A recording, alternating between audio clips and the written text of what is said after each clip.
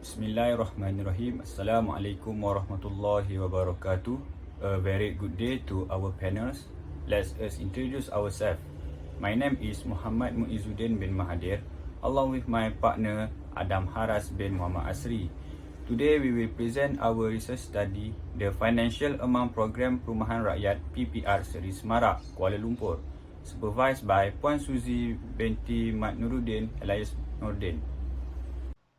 Okay, now I will proceed to our research background. Financial management is both an art and science of money management.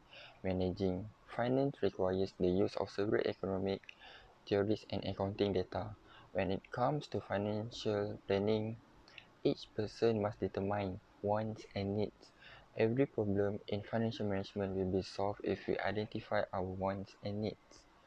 Money management, often known as financial management, it concerns with all elements of the financial status, including understanding how much people have and what people spend it on.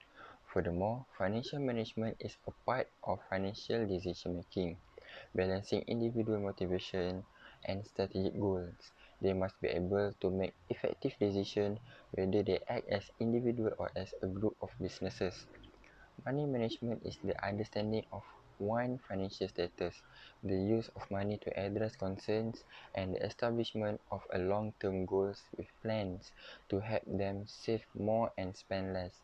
Financial management allows one to comprehend their financial condition while also preparing them to handle any problems that may arise on their journey to financial literacy. Next, we move to the problem statement of our study. Firstly, urban poverty is defined as a lack, insufficiency, or volatility of household income, which results in insufficient or complete consumption, as well as the risk of not being able to purchase facilities and goods, particularly essentials. Low quality housing makes people vulnerable to health issues, crime, and natural disaster. Secondly, the new poverty line income limit for 2020 is 2,208, increase from the 980 ringgit rate applied since 2005.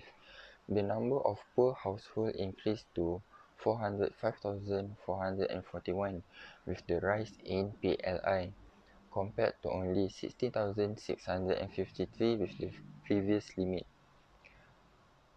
Thirdly, financial problems can lead to various social issues such as domestic violence, crime, and emotional disorders.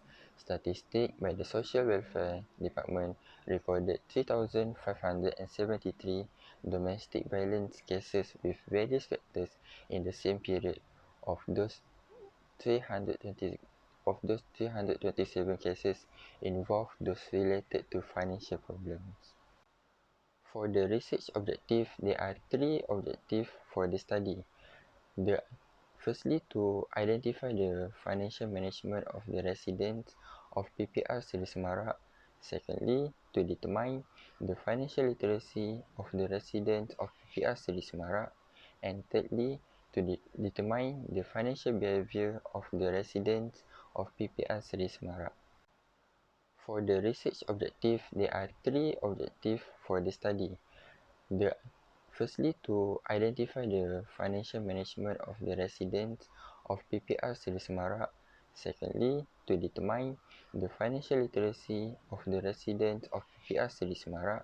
And thirdly, to determine the financial behavior of the residents of PPR Seri Semarak. Next, we proceed to literature review. The important element in financial management is personal management. Personal financial management is still considered being in its infancy in Malaysia. Malaysians are being incapable of managing their financial solutions. While many people are aware of the importance of personal financial management, they may not fully comprehend its significance and the many benefits of such preparedness. Among the explanations for this phenomenon is a lack of knowledge and awareness of the overall financial literacy levels of people in the country and how that level influences individual desire to engage in personal financial management activities. Next is financial literacy. Financial literacy may increase due to the decrease in complexity and the positive effect on economic capability. Financial literacy involves an application component which implies that a person must be competent and trustworthy when applying financial knowledge to financial decision-making circumstances.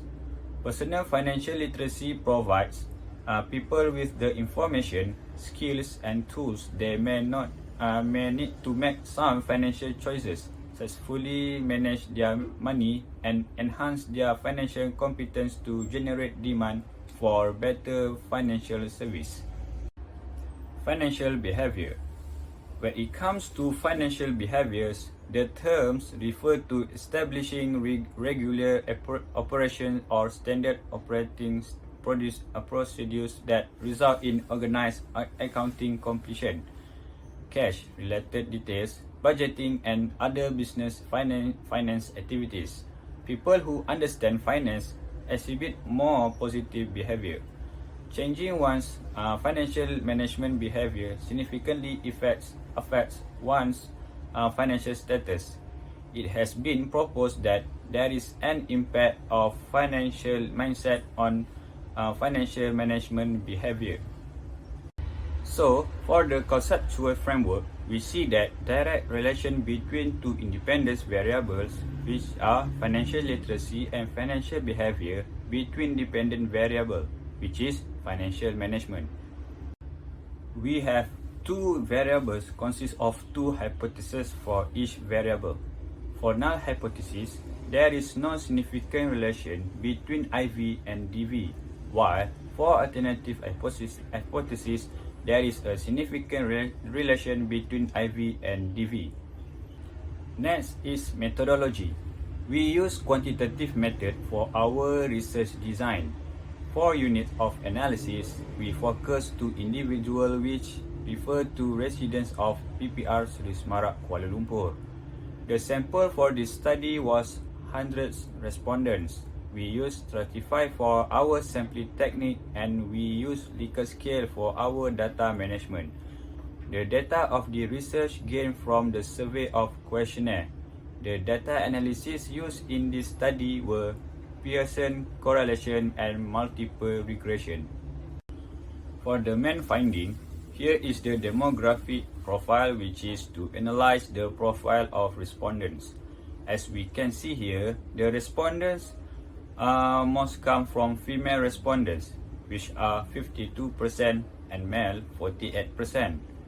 Most of respondents aged 18 to 13 years old, 64%, followed by more than 60 years old, which is 13%. 31 to 45 years old, 12%, and 46 to 16 years old, 11%. The rest of respondents most from Malays, which is 65%, followed by Chinese 19%, and Indian 16%. The highest percentage of educational level is degree, which is 15%, followed by SPM 29% and diploma 21%.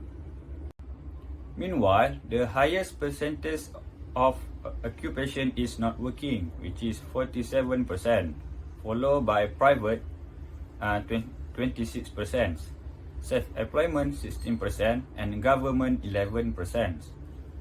As for the monthly income of respondents are as follows: no income at 41%, less than 100,000 per month at 19%, 1,000 to 2,500 per month at 25%, and more than RM 2,500 per month at 15%. For hypothesis testing, hypothesis 1 is to identify the relationship between financial literacy and financial management among residents of PPR Seri Semarak, Kuala Lumpur. The result of R equal to 0.516, P equal to 0. The decision for hypothesis 1 is alternative is accepted and null is rejected. For hypothesis 2 is to identify the relationship between financial behavior and financial management among residents of PPR Seri Semarak, Kuala Lumpur. The result of R equal to 0.355, P equal to 0. Therefore, we accepted alternative and we reject null.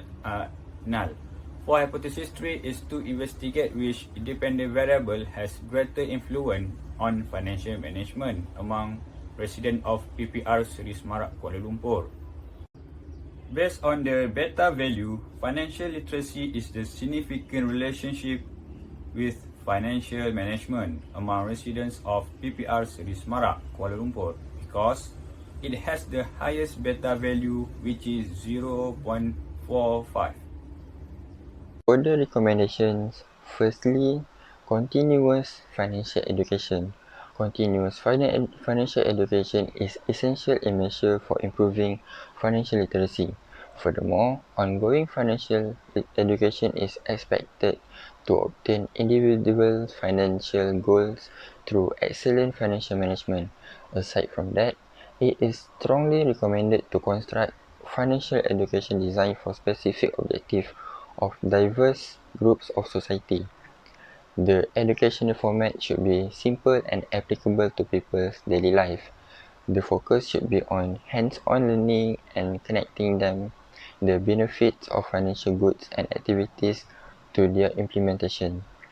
The Financial Education Network has highlighted a few initiatives within the National Strategy for Financial Literacy 2019 to 2023. Firstly, the Ministry of Education.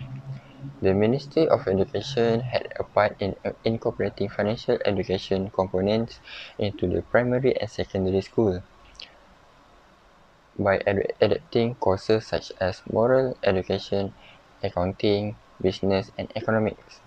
Secondly, the Bank Negara Malaysia.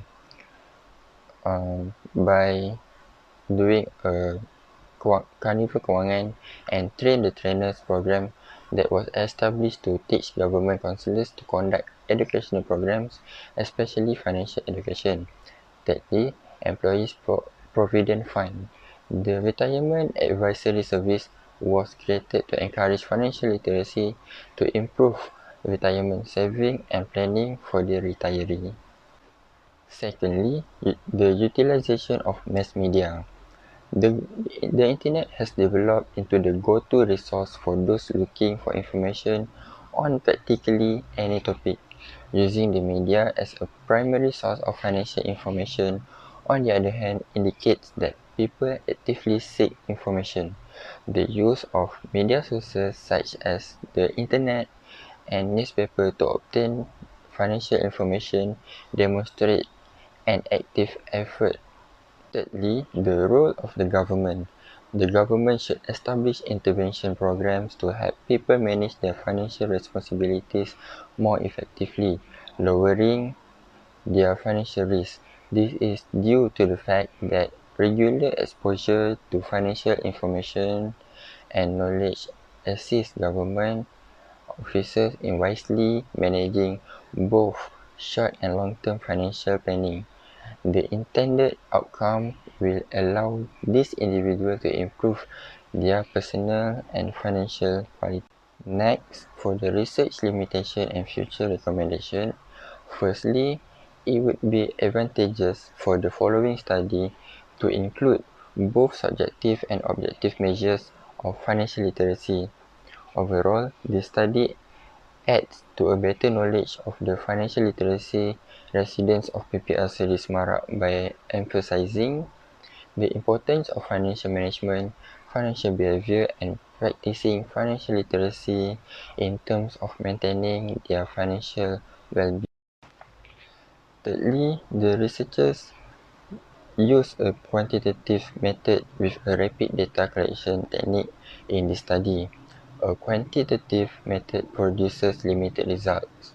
When questionnaires are designed with closed-ended questions, it is unable to solve a number of critical issues with resident financial management, financial literacy implementation, and financial behavior.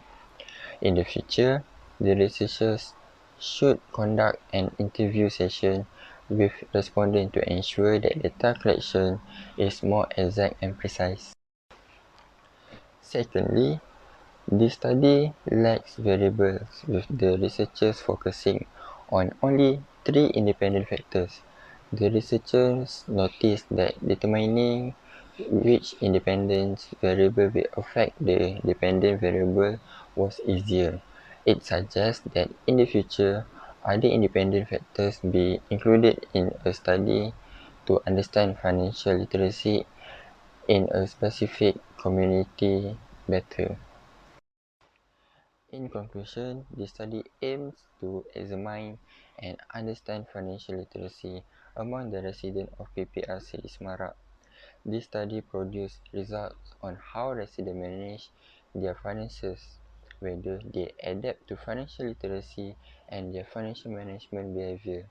Simply put, acquiring and applying financial literacy knowledge is incredibly beneficial to everyone.